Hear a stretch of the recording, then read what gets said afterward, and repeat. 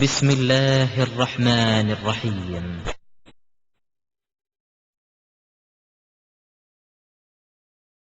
அல்ஹம்துலில்லாஹ். அன்பிற்குரிய அல்லாஹ்வின் நல்லடியார்களே, நாம் வாழக்கூடிய இந்த உலகத்தில் நாம் வாழ்க்கை நெறியாக ஏற்றிருக்கக்கூடிய இந்த இஸ்லாமிய மார்க்கம் வளர்ச்சி அடைவதை நாம் எல்லாம் பார்த்து வருகிறோம். மேலை நாடுகளில் எல்லாம், கிறிஸ்தவர்கள் மிகைத்து வாழக்கூடிய நாடுகளில் எல்லாம் கிறிஸ்துவ கொள்கை கொஞ்சம் கொஞ்சமாக குறைந்து இஸ்லாத்தினுடைய எண்ணிக்கை, முஸ்லிம்களுடைய எண்ணிக்கை நாளுக்கு நாள் அதிகரித்து கிறிஸ்துவ உலகமே ஆட்டம் காணக்கூடிய அளவிற்கு இன்னும் சில நூற்றாண்டுகள் ஆகிவிட்டால் ஒட்டுமொத்த நாடுகளும் இஸ்லாமிய நாடுகளாக மாறிவிடும் என்று சொல்லக்கூடிய அளவிற்கு வேறு மதத்தை சார்ந்தவர்கள் எல்லாம் ஒரு கலக்கத்தில் இருந்து கொண்டிருக்கிறார்கள். அந்த அளவிற்கு இந்த உலகத்திலே இறைவன் முஸ்லிம்களுடைய எண்ணிக்கையை, இஸ்லாத்தினுடைய எண்ணிக்கையை அதிகப்படுத்திக் கொண்டே இருக்கிறான். இதையெல்லாம் பார்க்கும் பொழுது நமக்கு சந்தோஷமாக இருக்கிறது. இன்றைக்கு நிறைய பேர் திரும்பி இஸ்லாத்துக்கு வர்றாங்க. அதற்கு முன்னாடி பல கடவுள் கொள்கையில் இருந்தாலும், இறைவனுக்கு இணை கற்பிக்கக்கூடிய ஆளாக இருந்தாலும், அவங்க தங்களை எல்லாம் திருத்திக் கொண்டு ஒரு தூய முஸ்லிமாக மாறிவிட்டார்களே, இறைவனுடைய பாக்கியம் அவர்களுக்கு கிடைத்து விட்டது என்றெல்லாம் நாம் ஒருபுறம் சந்தோஷம் அடைகிறோம். ஆனால் இதிலே சிறந்த சந்தோஷம் எதுவென்றால், ஒரு மனிதன் முஸ்லிமாக வாழ்ந்து கொண்டிருக்கிறானே, அது அல்லாஹ்வுடைய பாக்கியம்தான். நம்மளை விட படித்த எத்தனையோ பண்டிதர்களுக்கு தூய இஸ்லாம் கிடைக்கல. நம்மளை விட படித்தவர்கள், கல்வியிலே உயர்ந்தவர்கள் இன்றைக்கு பல கடவுளை வணங்கிக்கிட்டு இருக்கிறாங்க. மரத்தை, செடி கொடி எல்லாம் வணங்கி கொண்டிருக்கிறார்கள். ஆனால் படிப்பில் நாம் குறைவாக இருந்தாலும் நாம் தூய இஸ்லாத்தில் இருக்கிறதுனால இந்த தூய இஸ்லாம் என்பது இறைவனுடைய ஒரு பாக்கியம் தான்.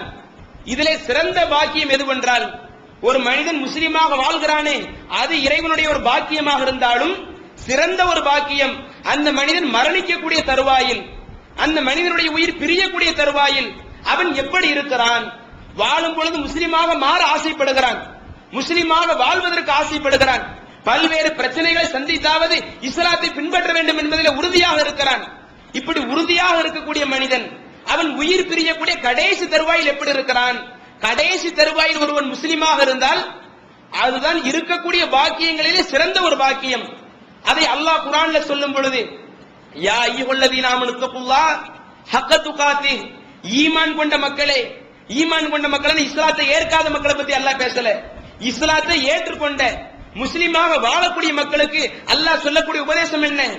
ஈமான் கொண்ட மக்களே, இத்தகுல்லாஹ ஹக்க துகாத்திஹ், நீங்கள் இந்த உலகத்தில் வாழும் பொழுது அல்லாஹ்வை அஞ்ச வேண்டிய விதத்தில் அஞ்சி வாழுங்கள் என்று சொல்லக்கூடிய இறைவன் அடுத்து சொல்லி காட்டுகிறான், வலா தமூதுன்ன இல்லா வ அன்தும் முஸ்லிமூன், நீங்கள் முஸ்லிம்களாகவே தவிர மரணித்து விடாதீர்கள். வாழும் பொழுது இறையச்சத்தோடு வாழுங்க, முஸ்லிமாக வாழுங்க. இப்படி வாழக்கூடிய நீங்கள் எதிரே அதிக அக்கறை எடுக்க வேண்டும். உங்கள் உயிர் பிரியக்கூடிய கடைசி தருவாயில் நீங்கள் முஸ்லிமாகத்தான் மரணிக்க வேண்டும். இஸ்லாத்திற்கு அப்பாற்பட்டு இஸ்லாத்தை விட்டு வெளியே போய் உங்களுக்கு மரணம் வந்து விட வேண்டாம். இதிலே கொஞ்சம் ஜாக்கிரதையாக இருந்து கொள்ளுங்கள் என்று அல்லாஹ் தன்னுடைய திருமறையில் குறிப்பிடுகிறான். அதே போல குர்ஆன்ல இப்ராஹிம் அலைஹிஸ்ஸலாம் அவர்களை பற்றி, யாக்கூப் அலைஹிஸ்ஸலாம் அவர்களை பற்றி அல்லாஹ் குறிப்பிடும் பொழுது, வஸாபிஹா இப்ராஹீமு பனீஹி வ யாக்கூப், இப்ராஹிம் அலைஹிஸ்ஸலாம் அவர்களும் யாக்கூப் அலைஹிஸ்ஸலாம் அவர்களும் தங்களுக்கு மரணம் வரக்கூடிய கடைசி காலகட்டத்தில் தங்களுடைய குழந்தைகளை அழைத்து அந்த குழந்தைகளுக்கு வசியத்து பண்றாங்க. ஒரு ஆளுக்கு மரணம் வருது, தன்னுடைய குழந்தையை அழைத்து அந்த குழந்தைகிட்ட பேசுறதா இருந்தா இன்னைக்கு நம்ம எதை பேசுவோம்? சாதாரண விஷயத்தை பத்தி பேசுவோமா? சின்ன சின்ன விஷயத்தை பத்தி பேசுவோமா? எது ரொம்ப முக்கியமான விஷயமோ அதுதான கடைசி தருவாயில தந்தை தன்னுடைய மகனுக்கு வசியத்து பண்ணுவாங்க. அதே போல இப்ராஹிம் அலைஹிஸ்ஸலாம் அவர்களும் யாக்கூப் அலைஹிஸ்ஸலாம் அவர்களும் தன்னுடைய குழந்தையை அழைத்து வசியத்து பண்றாங்க. எப்படி வசியத்து பண்றாங்க? யா பனிய, என்னுடைய குழந்தைகளே, இன்னல்லாஹ இஸ்தஃபா லகுமுத்தீன், இந்த தூய இஸ்லாத்தை இறைவன் உங்களுக்காக புரிந்து கொண்டான். நீங்கள் எல்லாம் என்னுடைய மகன்களாக இருக்கக்கூடிய நீங்கள் தூய இஸ்லாத்துல இருந்துகிட்டு இருக்கிறீங்க, அல்லாஹ் அந்த மாதிரி உங்களை இஸ்லாத்துல வச்சிருக்கிறான் என்று சொல்லிட்டு அடுத்து சொல்றாங்க, நீங்க இஸ்லாத்துல இருக்கிறீங்களே இதையே ஒரு பாக்கியம் தான். ஆனால் நீங்கள் எதற்கு ஆசைப்பட வேண்டும் என்றால், ஃபலா தமூதுன்ன இல்லா வ அன்தும் முஸ்லிமூன், நீங்கள் உயிர் பிரியக்கூடிய கடைசி தருவாய் வரை நீங்கள் முஸ்லிமாகத்தான் இருக்கணும். ஏன்னா ஃபலா தமூதுன்ன இல்லா வ அன்தும் முஸ்லிமூன், நீங்கள் முஸ்லிம்களாகவே தவிர மரணித்து விடாதீர்கள் என்று நபிமார்கள் கூட மரணிக்கக்கூடிய கடைசி காலகட்டத்தில் தங்களுடைய குழந்தைகளுக்கு இது போன்ற ஒரு விஷயத்தை வசியத்து பண்றாங்கன்னு சொன்னா, இஸ்லாம் இதை எந்த அளவுக்கு வலியுறுத்தி சொல்லுது? ஏன் அல்லாஹ் இப்படி சொல்லணும்? நீங்க வாழும் பொழுது இஸ்லாத்துல இருக்கிறீங்க, நீங்க எப்படி உங்களுடைய மரணம் வந்து கிடலாம் என்று இறைவன் பேசாம முஸ்லிமாகத்தான் மரணிக்க வேண்டும் என்று அல்லாஹ் பேசுறானே, எதுக்கு இறைவன் பேசுகிறான்? ரசூலுல்லாஹி ஸல்லல்லாஹு அலைஹி வஸல்லம் அவங்க நமக்கு அழகா விளக்கி தர்றாங்க. புகாரி என்ற ஹதீஸ்ல பதிவு செய்யப்பட்ட ஒரு செய்தி. அல்லாஹ்வுடைய தூதர் நமக்கு சொல்றாங்க, இன்னமல் அமாலு பி ஹவாதீமிஹா. மனிதர்களே, நீங்கள் இஸ்லாத்துல இருந்து கொண்டு நிறைய அமல்களை செய்வீங்க, நிறைய இபாதத் பண்ணுவீங்க, தொழுவீங்க, நோன்பு நோற்பீங்க, ஜகாத், ஹஜ் இது போன்ற பல வணக்க வழிபாடு செய்வீங்க. இந்த வணக்க வழிபாடுக்குரிய நன்மை உங்களுக்கு கிடைக்க வேண்டும் என்றால் நீங்கள் ஒவ்வொருவருமே நீங்கள் செய்த அமல்களுக்குரிய அந்த கூலியை மறுமை நாளில் எதிர்பார்ப்பதாக இருந்தால் அல்லாஹ் எப்ப தெரியுமா கூலியை கொடுப்பான்? நீங்க செய்யக்கூடிய அமல்களுக்கு அல்லாஹ் எப்போது கூலியை தருவான் என்றால், இன்னமல் அமாலு பி ஹவாதீமிஹா. உங்களுடைய அந்த இறுதி முடிவு எப்படி இருந்துச்சு? உங்களுடைய உயிர் கடைசி பிரிஞ்சு போச்சு, பிரிந்து போகக்கூடிய அந்த தருவாயில் நீங்கள் எப்படி வாழ்ந்தீர்கள்? அதுவரை நீங்க நல்லா வாழ்ந்திருக்கலாம், அற்புதமான பல அமல்களை செஞ்சிருக்கலாம், நிறைய தொழுதிருக்கலாம், நோன்பு வச்சிருக்கலாம், இப்படி பல்வேறு அமல்களை செய்து உங்களுடைய கடைசி தருவாய் சரியில்லை என்றால், உங்களுடைய இறுதி முடிவு சரியில்லை என்றால், நீங்கள் இதற்கு முன்னாடி செய்த ஒட்டுமொத்த அமல்களும் வேஸ்டா போயிரும், அதுக்குரிய நன்மையை பெற முடியாது. எனவே நீங்கள் மரணிக்கக்கூடிய தருவாயில் எப்படி மரணிக்கிறீர்களோ அதை பொறுத்துதான் மறுமையில இறைவன் உங்களை வழி நடத்துவான். நல்லவர்களாக மரணித்தால் உங்களை மறுமையில் நல்லவர்களாகவும், மரணிக்கக்கூடிய தருவாயில் நீங்கள் கெட்டவர்களாக மரணித்தால் மறுமையிலே கெட்டவர்களாகவும் நடத்தப்படுவீர்கள் என்பதை ரசூலுல்லாஹ் கூட எப்படி விளக்குறாங்க? இன்னமல் அமாலு பி ஹவாதீமிஹா. உங்களுடைய அந்த இறுதி முடிவை பொறுத்துதான் உங்களுடைய அமல்கள் அமைந்திருக்கிறது என்று சொல்லி காட்டுறாங்க. இன்னும் இதை வலியூட்டுவதற்காக அல்லாஹ்வுடைய தூதர் ஒரு சின்ன பிள்ளைக்கு சொல்ற மாதிரி அழகா விளக்கி சொல்றாங்க. புகாரில பதிவு செய்யப்பட்ட ஒரு செய்தி. ரசூலுல்லாஹ் சொல்றாங்க, இன்ன ரஜுல மின்கும், உங்களிலே ஒரு மனிதர், லா யஅமலு ஹத்தா மா யகூன பைனஹு வ பைனல் ஜன்னதி இல்லா திராஉன். உங்களிலே ஒரு மனிதர் இருப்பார், மறுமை நாளிலே வருவார், அவருக்கும் சொர்க்கத்திற்கும் மத்தியிலே ஒரு முழம் தான் இருக்கும். ரசூலுல்லாஹ் எந்த அளவுக்கு விளக்குறாங்க பாருங்க. ஒரு சிறு பிள்ளைக்கு விளக்குற மாதிரி எப்படி விளக்குறாங்க பாருங்க. மறுமை நாள்ல ஒரு ஆள் வருவாரா, அவருக்கும் சொர்க்கத்தில் உள்ள நுழைவதற்கும் இடையில உள்ள டிஸ்டன்ஸ் எவ்வளவு இருக்குமா? இல்லா திராஉன், ஒரே ஒரு முழம் தான் இருக்கும். ஒரு முழம் ஸ்டெப்பை எடுத்து வச்சுனா சொர்க்கத்துக்குள்ள போயிடலாம். அந்த அளவிற்கு சொர்க்கத்துக்கு நெருங்கி வரக்கூடிய அந்த மனிதர் அவருடைய வாழ்க்கை எப்படி மாறுது பாருங்க.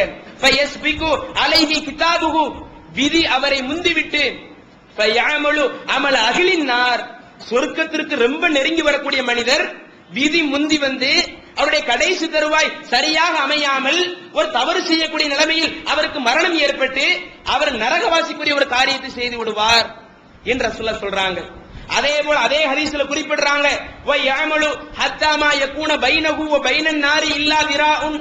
இன்னொரு மனிதன் வருவான், அவனுக்கும் நரகத்திற்கும் மத்தியில ஒரு முழம் தான் இருக்கும். கொஞ்சம் யோசிச்சு பாருங்க, ஒரு ஆள் சொர்க்கத்திற்கு போவதற்கு ஒரு முழம் இருக்கிறது என்றால் எந்த அளவுக்கு அமல்கள் செஞ்சிருக்கணும். அதே போல ஒருவன் நரகத்தில் உள்ள நுழைவதற்கு ஒரு முழம் தான் இருக்கிறது என்றால் அவன் எந்த அளவுக்கு பாவம் செஞ்சிருக்கணும். இப்படி பாவம் செய்த ஒரு பாவி மறுமை நாளிலே வருகிறான், அவனுக்கும் நரகத்திற்கு மத்தியில ஒரு முழம் தான் டிஸ்டன்ஸ், ஒரு முளை எடுத்து வச்சா உள்ள நரகத்துல விழுந்துருவான். அந்த அளவுக்கு அவன் நரகத்தை நெருங்கி வரக்கூடிய தருவாயில் ஃபயஸ்பிகு அலைஹில் கிதாப், விதி அவனை முந்தி வந்து ஃபயஅமலு அமல அஹ்லில் ஜன்னah, கடைசி தருவாயில் உயிர் பிரியக்கூடிய தருவாயில் அவன் சொர்க்கவாசிக்குரிய காரியத்தை செய்து விடுவான். அப்படி செய்வதன் மூலம் அவன் சொர்க்கவாசியாக மாறிவிடுவான். அப்ப நல்லா வாழக்கூடிய மனிதன் கடைசி தருவாய் சரியில்லாத காரணத்தினால் நரகத்திலே போய் விழுகிறான். தவறு செய்த மனிதன் அவனுடைய கடைசி வாழ்க்கை உயிர் பிரியக்கூடிய தருவாய் நல்ல நிலைமையில் அமைந்த காரணத்தினால் சொர்க்கத்திற்கு வருகிறான் என்று அல்லாஹ்வுடைய தூதர் கூட எதை மென்ஷன் பண்றாங்க? நீங்கள் இதற்கு ஆசைப்படுங்கள். வாழும் பொழுது எப்படி முஸ்லீமாக இருப்பதற்கு நீங்கள் ஆசைப்படுகிறீர்களோ அதே போல மரணிக்கக்கூடிய தருவாயில கூட முஸ்லீமாக மரணிப்பதற்கு ஆசைப்படுங்கள் என்று ரசூல் அந்த அளவுக்கு விளக்கி சொல்றாங்க. இதனால தான் நீங்க குர்ஆனை எடுத்து படிச்சீங்கன்னா எத்தனையோ பல சம்பவங்களை பார்க்கிறோம். அதுல குறிப்பிட்டு சொல்றதா இருந்தா அல்லாஹ் மூசா அலைஹிஸ்ஸலாம் அவங்கள பத்தி சொல்லி காட்டுறான். மிக நீண்ட சம்பவம். மூசா அலைஹிஸ்ஸலாம் அவங்க மக்கள்கிட்ட பிரச்சாரம் பண்றாங்க. அதிலும் குறிப்பாக ஃபிரௌன் என்ற ஒரு கொடுங்கோல் மன்னன்ட்ட பிரச்சாரம் பண்றாங்க. இறைவனுடைய அற்புதத்தை ஃபிரௌன் செஞ்சு காட்டும் பொழுது ஃபிரௌன் அதை மறுக்கிறான். மூசா நபி செய்யக்கூடிய அற்புதத்தை இது அற்புதம் கிடையாது என்று மறுத்து ஃபிரௌன் என்ன சொல்றான்? நீங்க ஏதோ கண் கட்டி வித்தை பண்ணிக்கிட்டு இருக்கிறீங்க, மேஜிக் பண்ணிக்கிட்டு இருக்கிறீங்க, நம்ம ஒரு நாள் போட்டி வச்சுக்கிடுவோம், நான் மேஜிக்காரங்களை எல்லாம் அழைச்சிட்டு வர்றேன், நீங்களும் வந்து மேஜிக் பண்ணுங்க, யாரு ஜெயிக்கிறாங்கன்னு பாப்போம் சொல்லி அது அல்லாஹ் ஒரு நீண்ட ஒரு வரலாறு சொல்லி காட்டுறான். அதே போல ஒரு நாள் பிக்ஸ் பண்ணப்படுது. ஃபிரௌன் தன்னுடைய அந்த மேஜிக் செய்யக்கூடிய ஆட்களை எல்லாம் அழைச்சிட்டு வர்றான். மூசா நபி வந்து நிக்கிறாங்க. முதல்ல அவங்க கேக்குறாங்க, யார் வித்தை ஆரம்பிக்கிறது? மூசா நபி சொல்றாங்க, நீ கூட்டி வந்திய அவங்கள ஆரம்பிக்க சொல்லி, அந்த வித்தக்காரங்களை வித்த பண்ண சொல்லுன்னு சொல்லும் பொழுது அவர்கள் தங்களுடைய வித்தைகள் எல்லாம் செய்யறாங்க. அந்த நேரத்தில் மூசா நபி இறைவனுடைய அந்த கட்டளையின் பேர்ல தன்னுடைய கைத்தடியை போடுகிறார்கள். அது பாம்பாக மாறி அந்த வித்தைக்காரர்கள் செய்த வித்தைகளை எல்லாம் முழுங்கி விடுகிறது. அப்படி முழுங்கி விடுத அதுக்கு பிறகுதான் அந்த வித்தை செய்ய வந்தாங்களே. இன்னும் சொல்ல போனால் அந்த வித்தை செய்ய வந்தவங்க அங்க வர்றதுக்கு முன்னாடி ஃபிரௌன்ட்ட என்ன கேட்டாங்க? நாங்கள் மூசா நபியை வெற்றி கொண்டால், அந்த மூசான்னு சொல்லக்கூடியவர் நாங்க ஜெயிச்சிட்டோம்னா நீ எனக்கு என்ன தருவ, என்ன கூலி தருவ என்று கூலிக்காக வந்தவர்கள் அங்கே பார்க்கிறார்கள். மூசா நபி செய்யக்கூடிய அற்புதத்தை பார்க்கிறார்கள். பார்த்து விட்டு அவங்களுக்கு விளங்குது, நம்ம செய்யறதெல்லாம் மக்களை ஏமாத்தக்கூடிய வித்தை, நம்ம மக்களை கண்கட்டி ஏமாத்திக்கிட்டு இருக்கிறோம். ஆனால் மூசா செய்வது அது ஏமாத்தி வித்தை கிடையாது. உண்மையிலே படைத்த ரப்புல் ஆலமீனுடைய ஒரு வித்தையாகத்தான் இருக்க முடியும், படைத்த ரப்புல் ஆலமீனுடைய அற்புதமாகத்தான் இருக்க முடியும் என்பதை விளங்கி அந்த வித்தை செய்ய வந்தவர்கள் அப்படியே சுஜூத விழுந்து படைத்த ஒரு இறைவனை வணங்கக்கூடிய ஆட்களாக, முஸ்லிம்களாக மாறக்கூடிய லெவலுக்கு அவங்க மாறிடுறாங்க. ஃபிரௌன் இருந்து எதிர்ப்பு வருது. என்னப்பா, நான் தானே உங்களை அழைச்சிட்டு வந்தேன், நான் தானே போட்டிக்கு மூசா நபியோடு ஜெயிங்க என்று நான் தானே உங்களை அழைச்சிட்டு வந்தேன். ஆனா ஏன்ட்ட பெர்மிஷன் கேட்காம மூசா சொல்லக்கூடிய கொள்கை நீங்க ஏத்துக்கிட்டீங்களே, மூசா பின்னாடி போக போறேன்னு சொல்றீங்களே, மூசா சொல்லக்கூடிய ஒரு இறைவனை தான் வணங்குவீங்கன்னு சொல்றீங்களே, ஒழுங்கா பழைய மார்க்கத்துக்கு வந்துருங்க, இல்லாட்ட உங்களை தொலைச்சிருவேன், மாறுகை வாங்கிடுவேன் என்று எச்சரிக்கக்கூடிய தருவாயில் அப்போது இஸ்லாத்தை ஏற்றாங்களே. இன்னைக்கு நம்ம காலங்காலமா இஸ்லாத்துல இருக்கிறோம், காலங்காலமா தௌஹீத் கொள்கையில் இருக்கிறோம். நம்ம உள்ளத்துல தோன்றாத ஒரு எண்ணம் அந்த வித்தை செய்ய வந்தாங்களே, அப்பதான் அவங்களுடைய உள்ளத்தில் இஸ்லாம் ஏறுகிறது. அவங்க வாயிலிருந்து வரக்கூடிய வார்த்தையை பாருங்க, அல்லாஹ் குர்ஆன்ல சொல்லி காட்டுறான். ஃபிரௌன் அப்படி எச்சரிக்கும் பொழுது, அந்த வித்தை செய்ய வந்தவர்களை எச்சரிக்கும் பொழுது, அந்த வித்தை செய்ய வந்தவர்கள் ஃபிரௌனை பார்த்து கேட்கிறாங்க, வமா தன்கிமு மின்னா இல்லா அன் ஆமன்னா பி ஆயாத்தி ரப்பினா லம்மா ஜாஅத்னா. என்ன ஃபிரௌனை எச்சரிக்கிறியா? யார நீ எச்சரிக்கிற? யார நீ பயமுத்துற? நீ என்ன எதனாலும் செஞ்சுக்குங்க, மாறுகை வாங்கிக்க, நீ என்னனாலும் பண்ணிக்க. நாங்கள் இந்த மூசா பின்னாடி செல்கிறோம் என்றால் சும்மா போகல, கண்மூடித்தனமா போகல, எங்களுடைய இறைவனுடைய அத்தாட்சியை அந்த மூசா எங்களுடைய கண் முன்னால் கொண்டு வந்து நிறுத்தினார். அதை நாங்கள் கண்ணால கண்டுட்டு தான் அந்த மூசா பின்னாடி போறோமே தவிர சும்மா அவர் எங்களை மயக்கி அழைச்சிட்டு போகல என்று சொல்லிட்டு அடுத்து அவர்கள் சொல்லுகிறார்கள், ரப்பனா அஃப்ரிக் அலைனா சபுரன் வதவஃபனா முஸ்லிமீன். இறைவா, இந்த ஃபிரௌனுக்கு நாங்க சரியான பதில் சொல்லிட்டோம், நீ என்ன செஞ்சா கூட நாங்க அதுக்கு பயப்பட மாட்டோம், இதே கொள்கையில தான் இருப்போம்னு சொல்லிட்டோம். ஆனால் ஃபிரௌன் சாதாரண ஆள் அல்ல, எங்களை கொடுமைப்படுத்துவான், எங்களை அடிப்பான், நைய புடைப்பான், உயிரை கூட எடுப்பான். அப்படி ஃபிரௌன் இருந்து சித்திரவதை வரக்கூடிய அந்த நேரத்தில் ரப்பனா அஃப்ரீக் அலைனா சபரன், எங்களுக்கு நீ பொறுமையை கொடு என்று சொல்லிவிட்டு அடுத்து சொல்றாங்க, வதவஃபனா முஸ்லிமீன். எங்களுடைய உள்ளத்தில் இப்பதான் இஸ்லாம் வந்திருக்குது, இப்பதான் நாங்க முஸ்லீமா மாறி இருக்கிறோம், இதே இஸ்லாத்துல நாங்கள் மரணிக்கக்கூடிய ஒரு பாக்கியத்தையும் கொடுத்துரு, நாங்கள் முஸ்லீமாக மரணிக்கத்தான் ஆசைப்படுகிறோம் என்று சொல்றாங்கன்னா, அல்லாஹ் இதை எதுக்கு சொல்லணும்? இதையெல்லாம் ஒரு படிப்பினையாக, ஒரு வரலாறாக அல்லாஹ் எதுக்கு குறிப்பிடணும்? இன்னைக்கு காலங்காலம் முஸ்லீமா இருக்கக்கூடிய நமக்கு இந்த எண்ணம் வரமா இருக்குது. அது நம்ம இஸ்லாத்துல தானே இருக்கிறோம், நம்ம என்ன மாறியா போயிருவோம், நம்ம என்ன விலகியா போயிருவோம், இஸ்லாத்தை விட்டு விலகி போயிருவோமா, தௌஹீத் கொள்கை விட்டு விலகி போயிருவோமா என்று நினைக்கிறோமே, அது ஒரு தப்பு கணக்கு. அதனால தான் இறைவன் சொல்லுகிறான், நீங்கள் முஸ்லீமாக மரணிப்பதற்கு ஆசைப்படுங்கள். இரக்க குணம் கொண்டோரே, அஸ்ஸலாமு அலைக்கும். தாய் தந்தையை இழந்த அனாதை சிறுமிகளையும், தாய் தந்தை இருந்தும் வறுமையில் வாடும் சிறுமிகளையும் தமிழ்நாடு தௌஹீத் ஜமாத் தாயுள்ளத்தோடு அரவணைத்து வருகிறது. மதுரையில் அர் ரஹ்மான் சிறுமியர் ஆதரவு இல்லம் விசாலமான கட்டிடத்தில் அனைத்து வசதிகளுடன் இயங்கி வருகிறது. உணவு, உறைவிடம், உடைகள் மற்றும் கல்வியெல்லாம் முற்றிலும் இலவசமாக வழங்கப்படுகிறது. அனாதையை ஆதரிப்பவரும் நானும் சொர்க்கத்தில் இணைந்திருப்போம் என்று நபிகள் நாயகம் ஸல்லல்லாஹு அலைஹி வஸல்லம் அவர்கள் கூறியுள்ளார்கள். எனவே எங்களோடு சேர்ந்து நீங்களும் இவர்களுக்கு ஆதரவு கரம் நீட்ட உங்களது ஜகாத் மற்றும் நன்கொடைகளை தாராளமாக தந்து உதவுமாறு கேட்டுக்கொள்கிறோம். தமிழ்நாடு தௌஹீத் ஜமாத் வங்கி கணக்கு எண் 7882748227 இந்தியன் வங்கி மண்ணடி கிளை என்ற பெயரில் எடுத்து அனுப்ப வேண்டிய முகவரி தமிழ்நாடு தௌஹீத் ஜமாத் மாநில தலைமையகம் 30 அரண்மனைக்காரன் தெரு, மண்ணடி, சென்னை 1. இரக்க குணம் கொண்டோரே, அஸ்ஸலாமு அலைக்கும். தாய் தந்தையை இழந்த அனாதை சிறுவர்களையும், தாய் தந்தை இருந்தும் வறுமையில் வாடும் சிறுவர்களையும் தமிழ்நாடு தௌஹீத் ஜமாத் அன்புள்ளத்தோடு அரவணைத்து வருகிறது. கும்பகோணம் சுவாமிமலையில் அர்-ரஹ்மான் சிறுவர் ஆதரவு இல்லம் விசாலமான கட்டிடத்தில் அனைத்து வசதிகளுடன் இயங்கி வருகிறது. உணவு, உறைவிடம், உடை அனைத்தும் முற்றிலும் இலவசமாக வழங்கப்படுகிறது. அனாதையை ஆதரிப்பவரும் நானும் சொர்க்கத்தில் இணைந்திருப்போம் என்பதை நபிகள் நாயகம் ஸல்லல்லாஹு அலைஹி வஸல்லம் அவர்கள் கூறியுள்ளார்கள். எனவே எங்களோடு சேர்ந்து நீங்களும் இவர்களுக்கு ஆதரவு கரம் நீட்ட உங்களது ஜகாத் மற்றும் நன்கொடைகளை தாராளமாக தந்து உதவுமாறு கேட்டுக்கொள்கின்றோம். தமிழ்நாடு தௌஹீத் ஜமாத் வங்கி கணக்கு எண் 7882748227 இந்தியன் வங்கி மண்ணடி கிளை என்ற பெயரில் எடுத்து அனுப்ப வேண்டிய முகவரி தமிழ்நாடு தௌஹீத் ஜமாத் மாநில தலைமையகம் 30 அரண்மனைக்காரன் தெரு, மண்ணடி, சென்னை 1. இன்னும் ரசூலுல்லாஹி ஸல்லல்லாஹு அலைஹி வஸல்லம் அவங்க சில வரலாறுகளை சொல்லி, இந்த வரலாறுகளை எல்லாம் பாருங்க, அந்த வரலாறை படிச்சு பாருங்க, இந்த வரலாறுல சொல்லக்கூடிய தகவல் என்ன போய் சிந்திச்சு பாருங்க என்பதற்காக அல்லாஹ்வுடைய தூதர் சில வரலாற்று சம்பவங்களை குறிப்பிடுறாங்க. புகாரி, முஸ்லிம் போன்ற ஹதீஸ்ல பதிவு செய்யப்பட்ட ஒரு செய்தி. ஹுனைன் யுத்தம் மிக பிரபலியமான ஒரு யுத்தம். அதிலே முஸ்லிம்களுக்கு வெற்றி கிடைக்கிறது. அந்த ஹுனைன் யுத்தத்துல முஸ்லிம்களுடைய எண்ணிக்கை கொஞ்சம் அதிகமாவே இருக்குது. அதிகமா இருக்கக்கூடிய அந்த தருவாயில முஸ்லிம் படையில ஒரு ஆள் இருக்கிறாரு. அந்த ஆளை பார்த்து மத்த மக்கள் எல்லாம் பார்த்து புகழ்றாங்க. இதோ இந்த முஸ்லிம் வீரர் இருக்கிறாரே, இவர் ஒரு சாதாரண வீரர் கிடையாது. இவர் எப்படிப்பட்ட வீரர், நம்மளை விட இந்த யுத்தத்துல பயங்கரமாக வீர தீரமா போட்டு சண்டையிடுறாரு, நிறைய பேரை வெட்டி சாய்க்கிறாரு, இவரை வீர தீரமா செயல்படுவதை பார்க்கும் பொழுது நமக்கெல்லாம் ஆச்சரியமாக இருக்கிறது என்ற எண்ணத்துல அந்த மனிதரை பார்த்து எல்லா மக்களும் புகழ்றாங்க, போட்டுறாங்க. ஆனா அல்லாஹ்வுடைய தூதர் அந்த மனிதரை பார்த்து சொல்றாங்க, மன் அஹப்ப ஐ யன்துர இலா அஹ்லின் நார், நரகவாசிகளில் ஒருவரை பார்க்க நீங்கள் ஆசைப்பட்டால் இந்த நிக்கிறாரே இந்த ஆளை பார்த்துக்குங்க. மக்கள் எல்லாம் எந்த ஆளை புகழ்ந்தாங்களோ அந்த ஆளை பார்த்து அல்லாஹ்வுடைய தூதர் குறிப்பிடுறாங்க, நீங்கள் நரகவாசிகளில் ஒருவரை பார்க்க ஆசைப்பட்டால் இதோ இந்த மனிதரை பார்த்துக் கொள்ளுங்கள் என்று சொல்லிடுறாங்க. சஹாபாக்களுக்கு ஆச்சரியமா போயிருது.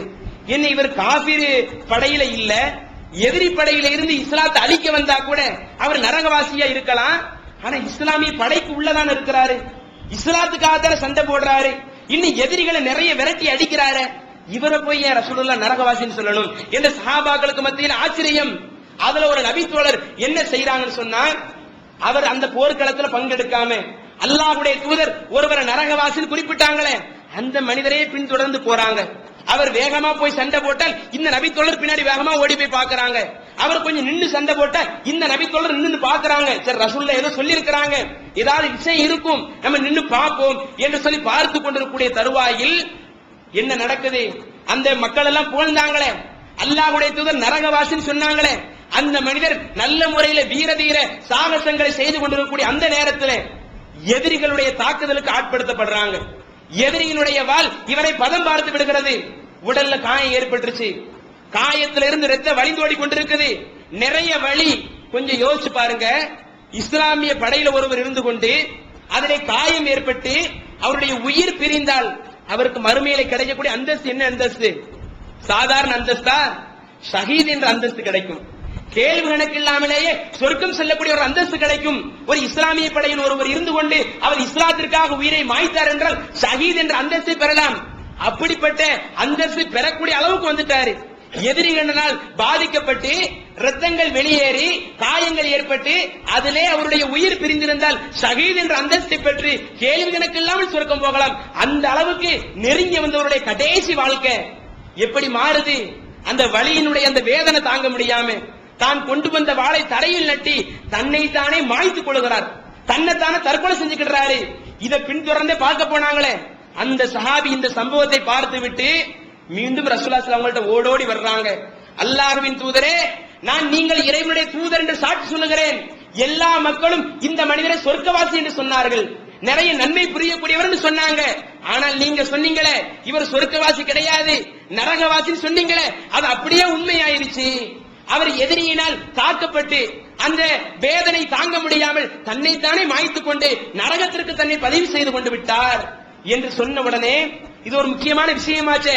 அதனால அல்லாஹ்வுடைய தூதர் என்ன செய்யறாங்கன்னா, பிலால் ரலியல்லாஹு அன்ஹு கட்டளை போடுறாங்க, பிலாலை மக்களை எல்லாம் ஒண்ணு கூட்டுங்க, எல்லாத்தையும் இங்க வர சொல்லுங்க, எல்லாத்துக்கும் சில முக்கியமான ஒரு விஷயத்தை சொல்லணும் என்று சொல்லி மக்களை எல்லாம் ஒன்றிணைக்கிறாங்க. மக்கள் எல்லாம் இங்க வந்து குழுமக்கூடிய அந்த நேரத்துல அல்லாஹ்வுடைய தூதர் சொல்லி காட்டுறாங்க, லா யதுகுலுல் ஜன்னத்து இல்லா நஃப்சும் முஸ்லிமா. மறுமையிலே சொர்க்கம் செல்வதாக இருந்தால் எந்த ஆத்மா முஸ்லிமான நிலைமையில் இருக்கிறதோ, முஸ்லிமான நிலைமையில் மரணிக்கிறதோ அந்த ஆத்மா தான் மறுமையிலே சொர்க்கம் செல்ல முடியுமே தவிர வாழும் போதெல்லாம் இஸ்லாத்தில் இருந்து விட்டு கடைசி தருவாயில் உயிர் பிரியக்கூடிய தருவாயில் அவர் இஸ்லாத்தை விட்டு வெளியே போயிட்டார், அவர் மறுமையில சொர்க்கம் போக முடியாது.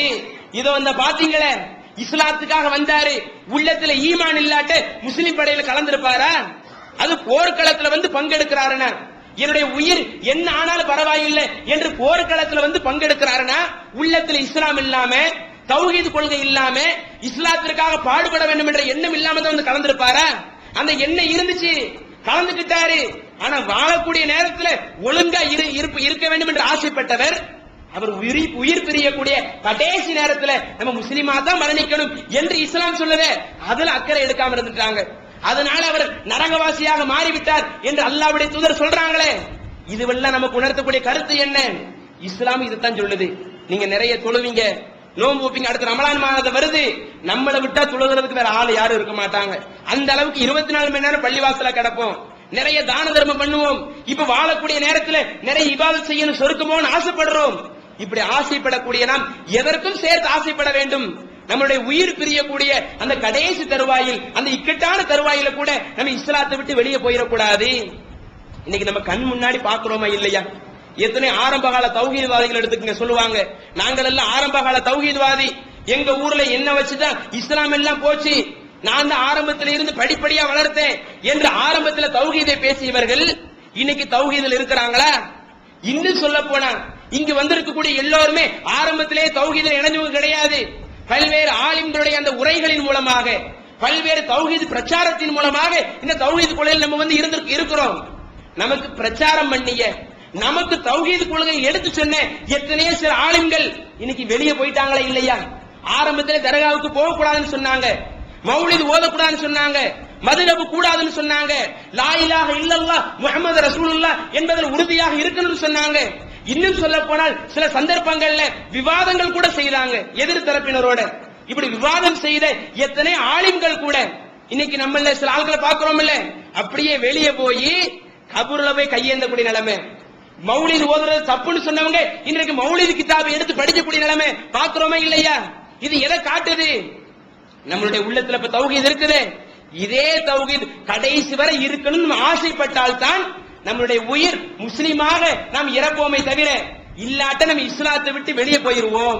அதனால தான் அல்லாஹ்வுடைய தூதர் பல சந்தர்ப்பங்கள்ல செய்யக்கூடிய ஒரு பிரார்த்தனையை நம்ம ஹதீஸ் கிரந்தங்களை பார்க்கிறோம். திருமிதி என்ற ஹதீஸ் கிரந்தத்துல பதிவு செய்யப்பட்ட ஒரு செய்தி. அல்லாஹ்வுடைய தூதர் சொல்றாங்க, யா முகல்லிபல் குலூப் சப்பித் கல்வி அலா தீனிக். உள்ளத்தை புரட்டக்கூடியவனே, இன்னைக்கு நம்மளுடைய உள்ள இருக்குது, இன்னைக்கு தௌஹீத் கொள்கையில் இருக்கிறோம், அல்லாஹ் நினைச்சா நாளைக்கே தௌஹீத் கொள்கை விட்டு வெளியே போயிருவோம். இன்னைக்கு எத்தனையோ பேர் தௌஹீத் கொள்கைக்கு வெளியே இருக்கிறாங்க, தௌஹீத்வாதிகளை எதிர்க்கிறார்கள், இந்த ஏகத்துவ பிரச்சாரம் வளரவே கூடாது என்று ஆசைப்படுகிறார்கள். அல்லாஹ் நினைச்சா உள்ளத்தை அப்படியே புரட்டி போட்டு அவங்களை நாளைக்கு தௌஹீத் கொள்கை இணைய வச்சிருவான். அல்லாஹ் ரசூலுல்லாஹி சொல்லி காட்டுறாங்க, மனிதனுடைய உள்ளங்கள் என்பது இறைவனுடைய அந்த 2 விரல்களுக்கு இடையில இருக்குது. அல்லாஹ் நினைச்சா கெட்டவனை கூட நல்லவனா மாத்திடுவான், நல்லவனை கூட கெட்டவனா மாத்திடுவான். இப்படி உள்ளத்தை புரட்டக்கூடிய அதிகாரம் முழுக்க முழுக்க அல்லாஹ்வுடைய கையில இருக்கிறது என்று அல்லாஹ்வுடைய தூதர் சொல்றாங்களே. அந்த அல்லாஹ்வுடைய தூதர் பல சந்தர்ப்பங்களை பிரார்த்தனை செய்வாங்களாம். என்ன பிரார்த்தனை? யா முகல்லிபல் குலூப், உள்ளத்தை புரட்டக்கூடியவனே, சப்பித் கல்வி அலா தீனிக், என்னுடைய உள்ளத்தை. ரசூலுல்லாஹ் இஸ்லாத்தை விட்டு தடம் புரளுவாங்களா? இந்த இஸ்லாத்திற்காக எவ்வளவு பிரச்சனை சந்திச்சாங்க. தான் நபி என்று வாதிடுவதற்காக, தூய ஏகத்துவ கொள்கை சொல்வதற்காக எவ்வளவு பிரச்சனை சந்திச்சாங்க. அந்த நபி இஸ்லாத்தை விட்டு வெளியே போவாங்களா? வெளியே போக மாட்டாங்க. இருந்தாலும் அவங்க பல தடவை செஞ்ச பிரார்த்தனை என்ன? சப்பித் கல்வி அலா தீனிக், என்னுடைய உள்ளத்தை கடைசி வரை இந்த தீன்ல என்ன இருக்க செய்யி. இப்போது நான் இந்த தீன்ல இருந்தாலும், இந்த இஸ்லாத்திற்காக பாடுபட்டாலும் இது கடைசி வரை இருக்கணும், எனக்கு நிலையா இருக்கணும் என்று பிரார்த்தனை செஞ்சாங்களா இல்லையா? இன்னும் அல்லாஹ் குர்ஆன்ல இன்னொரு பிரார்த்தனை சொல்லி காட்டுறான், ரப்பனா லா துஸிக் குலூபனா பஅத இத் ஹதைதனா. நாம எல்லாம் பல தடவை கேட்கணும், ஒவ்வொரு தடவை தொழுக முடிஞ்சாலும் கேட்கணும். எந்தெந்த நேரங்கள்ல நாம் இறைவனிடத்துல துவா செய்யறோமோ, எனக்கு அதை கூட இதை கூட அல்லாஹ்ட்ட பிரார்த்தனை செய்வோமே, இப்படி பிரார்த்தனை செய்யக்கூடிய நாம் இந்த விஷயத்தை மறக்காமல் கேட்டுக்கொண்டே இருக்கணும். அல்லாஹ் என்ன துவா செய்ய சொல்றான்? ரப்பனா லா துஸி குலூபனா, என்னுடைய உள்ளத்தை நீ மாத்திராத, பாத இது ஹதைத்தனா, நீ இப்ப எனக்கு நேர்வழி காட்டி வச்சிருக்கிறிய, உன்னுடைய அந்த நேர்வழி காட்டுதல்னால தான் நான் இஸ்லாத்துல இருக்கிறேன். நீ நேர்வழி காட்ட போய் தான் இந்த தௌஹீத் கொலையில் இருக்கிறேன். என்னை விட எவ்வளவோ படிச்சவங்க, அறிவுல உயர்ந்தவங்க, நிறைய பட்டம் படிச்சவங்க எல்லாம் அவங்களுக்கு தௌஹீத் கொள்கை இல்ல, உன்னுடைய நேர்வழி அவங்களுக்கு கிடைக்கல, ஆனா எனக்கு கிடைச்சிருக்குது. இந்த நீ எனக்கு நேர்வழி காட்டிய பிறகு என்னுடைய உள்ளத்தை ஒருபோதும் தடம்புரள செய்திராத, ஒருபோதும் மாத்திராத என்று அல்லாஹ்வே தன்னுடைய திருமறையில் சொல்றானே. அப்ப இதையெல்லாம் நினைத்து பார்த்து நாமும் அதிகம் அதிகம் துவா செய்யணும். ஏன்னா இஸ்லாம் நமக்கு சொல்லக்கூடிய ஒரு போதனை, நீங்கள் வாழும் பொழுது எப்படி முஸ்லீமாக வாழ ஆசைப்படுறீங்களோ அதை விட அதிக அக்கறை எடுக்க வேண்டியது நீங்கள் மரணிக்கக்கூடிய, உயிர் பிரியக்கூடிய கடைசி தருவாயில கூட முஸ்லீமாக மரணிக்க ஆசைப்படுங்கள் என்று அல்லாஹ் சொல்றானே. இந்த ஒரு ஆசையை நாம் அனைவருமே நம்மளுடைய மனதிலே இருத்திக் கொண்டு நாம் வாழும்போது உண்மை முஸ்லிம்களாக வாழ்ந்து உயிர் பிரியக்கூடிய கடைசி காலகட்டம் வரை உண்மை முஸ்லிமாக மரணிக்கக்கூடிய ஒரு பாக்கியத்தை இறைவன் நம் அனைவருக்கும் தருவானாக என கூறி நிறைவு செய்கிறேன். அஸ்ஸலாமு அலைக்கும் வரஹ்மத்துல்லாஹி வபரகாத்துஹு. உத்தரகண்ட் மாநிலத்திலே ஏற்பட்ட அந்த பெருமழையையும் அதனால் ஏற்பட்ட வெள்ள பெருக்கையும் அதிலே எத்தனை உயிர்கள் இழந்தது என்பன போன்ற செய்திகளையும் நாம் அன்றாடம் பத்திரிகையிலே படித்துக் கொண்டே இருக்கிறோம். இந்துக்கள் புனித தலமாக கருதக்கூடிய ஒரு புனித ஆலயத்திற்கு யாத்திரைக்காக செல்லுகிறார்கள். அப்படி செல்லப்படக்கூடிய எத்தனையோ மக்கள் அந்த வெள்ளத்தில் அடித்து செல்லப்பட்டார்கள். தமிழகத்தில் இருந்து கூட எத்தனை பேர் போனாங்க, அதுல இறந்தவருடைய வரலாறும் உண்டு. இப்பொழுதும் விமானத்தின் மூலம் மீட்கப்பட்டு, ஹெலிகாப்டரின் மூலம் மீட்கப்பட்டு தமிழகத்திற்கு வரக்கூடிய மக்களும் உண்டு. அப்ப அது போன்ற ஒரு கோர சம்பவத்தை நாம் பத்திரிகையில் படிக்கும் பொழுது அதுல இன்னும் சில தகவலை சேர்த்து பத்திரிகையில் வெளியிடுகிறார்கள். அது என்ன தகவல்னு சொன்னா, அந்த மீட்பு படைக்காக போன அந்த மீட்பு குழு மக்களை எல்லாம் மீட்கக்கூடிய அந்த தருவாயில் மக்களிடத்தில் விசாரித்த சில தகவல்களை பத்திரிகையிலும் செய்தி ஊடகங்களிலும் பேட்டியாக அளிக்கிறாங்க. அதுல என்ன தகவல்? இப்படி பெரும் மழை ஏற்பட்டு மக்கள் எத்தனையோ உயிர்கள் இழந்திருக்கக்கூடிய தருவாயில், எத்தனையோ வீடுகள் அந்த வெள்ளத்தில் அடித்து செல்லப்பட்ட தருவாயில், பெரிய பெரிய கட்டிடங்கள், பேங்க் கட்டிடங்கள் எல்லாம் இழுத்து செல்லப்பட்ட அந்த தருவாயில் சில நபர்கள் என்ன செய்கிறார்? அதிலும் குறிப்பாக இந்துக்கள் கடவுளாக மதிக்கக்கூடிய, கடவுளுடைய அந்தஸ்துல வைக்கக்கூடிய சில குருமார்கள் கூட, சில பூஜாரிகள் கூட, பாபா என்று சொல்லக்கூடிய சில சாமியார்கள் செய்த அந்த லீலைகளை எல்லாம் பத்திரிகையில் அந்த மீட்பு குழு சொல்றாங்க. என்ன செஞ்சிருக்கிறாங்க? அந்த பிணத்திரத்தில் இருந்த நகையெல்லாம் அபகரிக்கிறது. இது எவ்வளவு பெரிய ஒரு சம்பவம்! மனித உயிர் இறந்து கிடக்குது, மனித நேயத்தை காக்க வேண்டிய இடத்துல, அடுத்தவனுக்கு ஹெல்ப் பண்ண வேண்டிய ஒரு இடத்துல, சாப்பாட்டுக்கு வழி இல்லாதவங்களுக்கு சாப்பாடு கொடுக்க வேண்டிய இடத்துல இருக்கக்கூடியவங்க, நல்ல நிலைமையில் இருக்கக்கூடியவங்க என்ன பண்ணி இருக்கிறாங்க? அந்த பிணத்துல அந்த இறந்தவங்க இருக்கிறாங்களே, அந்த இறந்த பிணத்துல மோதிரம் இருந்துச்சுன்னா மோதிரத்தை கலட்டி பாக்குறாங்க. மோதிரம் வரலையா விரலோடு வெட்டி எடுத்தார்கள். அதே போல காதல கம்மல் போட்டிருந்தா அந்த கம்மல் எடுத்திருக்கிறாங்க. இப்படி எத்தனையோ ஜுவல்ஸ் எடுத்துக்கிட்டாங்க. இன்னும் அந்த யாத்திரிகை செல்லக்கூடிய கொண்டு வந்த பொருட்களை எல்லாம் மனிதாபிமானம் கூட பார்க்காம, அதுவும் சாமியார் என்று சொல்லக்கூடியவர்கள், பாபாமார்கள் என்ன செஞ்சுட்டாங்க? அந்த பொருளாதாரத்தை எடுத்துக்கிட்டாங்க. இப்படி அவர்களால் எடுக்கப்பட்ட பொருளாதாரத்துடைய மதிப்பு ஒட்டுமொத்தமாக சுமார் 1.25 கோடிக்கு என்ன செஞ்சிருக்கிறாங்க? அந்த சாமியார்கள் மற்றவங்க எல்லாம் மனிதநேயம் காக்க வேண்டிய ஒரு இடத்துல இருக்கக்கூடியவங்க மனிதநேயத்தை மீறக்கூடிய வகையில இவர்கள் எல்லாம் மனிதர்களா என்று அடுத்த மக்கள் எல்லாம் கேவலப்படுத்தக்கூடிய நிலைமையில மனிதநேயத்தை காலில் போட்டு மிதித்த ஒரு சம்பவத்தை நாம் எல்லாம் இந்த சம்பவத்தில் நம்ம பார்த்துக்கிட்டு இருக்கிறோம். இதுல முஸ்லிம்களா இருக்கக்கூடிய நம்ம பெற வேண்டிய படிப்பினை என்ன? இதுல கூட அல்லாஹ் நமக்கு ஒரு அழகான ஒரு வழிகாட்டுதல் தர்றான். இஸ்லாத்தை பொறுத்தளவு எல்லாத்துக்கும் வழிகாட்டுதல் இருக்குது.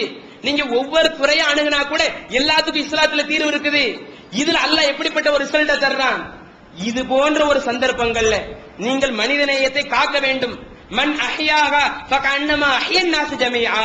நீங்கள் ஒரு உயிரை வாழ வைத்தால் ஒட்டுமொத்த மனிதர்களையும் வாழ வச்ச மாதிரி. ஒரு ஆள் கஷ்டத்துல இருக்கிறான், பாதிக்கப்பட்டிருக்கிறான், அப்படி பாதிக்கப்பட்டவனுக்காக நீங்கள் உதவி செய்தால் ஒட்டுமொத்த மக்களையும் வாழ வைத்தால் நீங்கள் எந்த அளவுக்கு நன்மையை பெறுவீங்களோ அதே அளவிற்கு இறைவன் உங்களுக்கு நன்மையை தருவான் என்று ஒரு பக்கம் மனிதநேயத்தை போதிக்கக்கூடிய இஸ்லாம், இன்னொரு புறம் சொல்லக்கூடிய தகவல் என்ன தெரியுமா? நீங்க மனிதநேயம் செய்ய போறேன், இது போன்ற சமுதாய பணியில ஈடுபட போறேன் என்று இறங்கக்கூடிய நீங்க அந்த பாதிக்கப்பட்ட மக்களுடைய பொருளை எடுத்துக்கொள்ளாதீர்கள், அடுத்தவருடைய பொருளுக்கு ஆசைப்படாதீர்கள் என்பது இஸ்லாம் எந்த அளவுக்கு சொல்லுதுன்னா, ஒரு போர்க்களம் முடியுது, அதுல நிறைய கனிமத் பொருட்கள் கிடைக்குது, நிறைய கனிமத் பொருட்கள் கைப்பற்றிட்டு வரக்கூடிய அந்த தருவாயில முஸ்லிம்கள் சார்பாக இருக்கக்கூடிய ஒருவர் கொல்லப்பட்டிருக்கிறார். இஸ்லாமிய படையில இருந்தவர் அந்த போர்க்களத்தில் கொல்லப்படுறாரு. அப்ப மக்கள் எல்லாம் பாக்குறாங்க, இவர் இஸ்லாமிய படையில கலந்துகிட்டாரு, இவர் கொல்லப்பட்டிருக்கிறாரு. அப்ப அவர் எந்த லிஸ்டுக்கு போயிருப்பாரு? ஷஹீதுடைய லிஸ்டுக்கு போயிருப்பாரு. இஸ்லாத்திற்காக போறாரு, சண்டை போடுறாரு, கொலை செய்யப்படுறாரு, அவர் ஷஹீதுடைய லிஸ்டுக்கு போயிருப்பாரு. அப்படிப்பட்ட அந்த நபரை பார்த்து அல்லாஹ்வுடைய தூதர் சொல்றாங்க, இவர் நரகத்துல உள்ள சில நெருப்பு இவரை வாட்டி வதைத்துக் கொண்டிருக்குது. என்னன்னு சொன்னா, அந்த எதிரிகள் விட்டு சென்ற கனிமத் பொருட்கள் இருக்குதுல்ல, அந்த கனிமத் பொருட்களை இஸ்லாம் சில சட்டத்தை சொல்லுது. அந்த எதிரிகள் விட்டு சென்ற பொருட்களை எல்லாம் திரட்டி அதை அரசாங்கத்தில் ஒப்படைச்சு, அரசாங்கம் தான் என்ன செய்யும், ஒவ்வொரு ஆளுக்கு பிரிச்சு கொடுக்கும். அந்த போர்க்களத்தில் பங்கெடுக்க வந்தாங்களே அவங்களுக்கு, உங்களுக்கு இந்த பொருள், உங்களுக்கு இந்த பொருள் என்று அரசாங்கம் தான் பிரிச்சு கொடுக்கும். ஆனா அந்த முஸ்லிம் வீரர் என்ன செய்யறாரு, அந்த கொல்லப்பட்டு கிடக்கிறாரு. அப்படி கொல்லப்பட்டவர் என்ன செய்யறாருன்னு சொன்னா, எதிரிகள் விட்டு சென்ற பொருட்கள்ல ஒரு போர்வையை எடுத்து அவர் தனக்குள் வைத்துக் கொண்டார். அந்த கனிமத் பொருட்கள்ல இருந்து அது ஒரு பொது சொத்து, அதை இஸ்லாமிய படையிட்டு ஒப்படைச்சு அந்த இஸ்லாமிய அரசாங்கம் தான் என்ன செய்யணும், அந்த போர்ல பங்கெடுத்தவங்களுக்காக பிரிச்சு கொடுக்கணும். பொது சொத்தா இருக்க வேண்டிய அந்த கனிமத் பொருளை இவர் என்ன செய்யறாரு, பிரித்து கொடுப்பதற்கு முன்னாடியே அதுல இருந்து ஒரு போர்வை எடுத்துக்கொண்டு தனக்குள் மறைத்துக் கொண்டார். மறைத்த நிலையில் அவருக்கு மரணமும் ஏற்பட்டு விட்டது. அதை பற்றி அல்லாஹ்வுடைய தூதர் சொல்லும் பொழுது, லா தஸ்தகிலு அலைஹின்னார், அந்த போர்வை அவருக்கு நரக நெருப்பா எரிந்து கொண்டிருக்கிறது. எந்த அளவுக்கு இஸ்லாம் பக்குவப்படுத்துது பாருங்க.